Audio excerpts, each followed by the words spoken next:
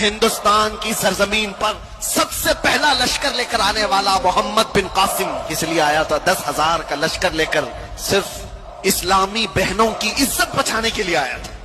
راجہ طاہر سنگھ ایک ظالم بادشاہ تھا، اس کے گنڈوں نے کچھ عورتوں کو قبضہ میں لیا اور ان کا مال لوٹ لیا تھا۔ ان عورتوں نے آواز لگائی تھی کہ ہے کوئی ہمارا بھائی جو ہماری مدد کرے ہندوستان سے۔ تو اس وقت کچھ عرب کے تاجر یہاں پر تجارت کے لیے آئے تھے، انہوں نے یہ معاملہ دیکھا تو واپس جا کر گورنر جو اس وقت تھا حجاج بن یوسف اس کے زمانے میں، وہ لوگ واقعہ سنا رہے تھے۔ تو اسی واقعہ سنانے کے دوران دربار میں یہ نوجوان محمد بن قاسم جو بھتیجا ہے گورنر کا گزر رہا تھا، سن کر اسے بڑا شاق ہوا۔ پھر اپنے چچا سے کہا چچا جان مجھے اجازت دے، میں ہندوستان جاتا ہوں۔ تو دیکھا ہندوستان تقریباً 4,000 کلومیٹر دور ہند کی وادیاں دیکھا نہیں؟ اس نے کہا اللہ کی مدد آئے گی، میں لشکر لے کر جاؤں گا۔ اور وہ آیا بھی، اور اس کے بعد راجہ طاہر سنگھ کو اس نے مخاطب کر کے کہا تھا محمد عربی کے شیر ہیں اور ہم مقابلے کے لیے آئے ہیں۔ اس کے بعد 3 دن کی لڑائی کے بعد گنڈے بھی راجہ بھی سب تتر ہو گئے۔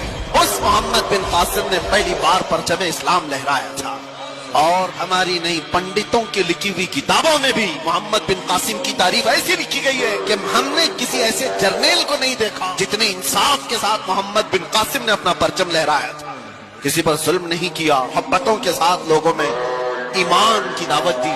سوچئے آپ محمد بن قاسم جو اپنی بہنوں کی عزت کے لیے، اس کے سگی بہنیں کیا ہیں؟ دور اتنے دیش دور رہنے والی پیڑتائیں مظلومائیں، ان کی مدد کے لیے وہ وہاں سے چل کر آیا، جنگ بھی کیا، بہنوں کو آزاد بھی کرایا اور ساتھ ہی ایمان کی دولت بھی تقسیم کیا لوگوں میں۔ لیکن اس کا انتقال ہوا تھا محمد بن قاسم کا 21 سال کی عمر۔ پھر اپنے گریبان میں جھانک کر دیکھو، 21 سے گزرے ہوئے بھی ہم بہت ہیں۔ 21 سال کی جوانی میں جو اتنا بڑا قدم اٹھا کر آیا، اس کے پاس وقت کی قدر و قیمت۔ یہ وہ لوگ ہیں جنہوں نے دنیا میں تاریخ رقم کر دی۔ 19 سال میں تو جوان یہاں ابھی ایسے لگتے ہیں جیسے ابھی دودھ چھوڑا ہوا، اسے کچھ خبر نہیں۔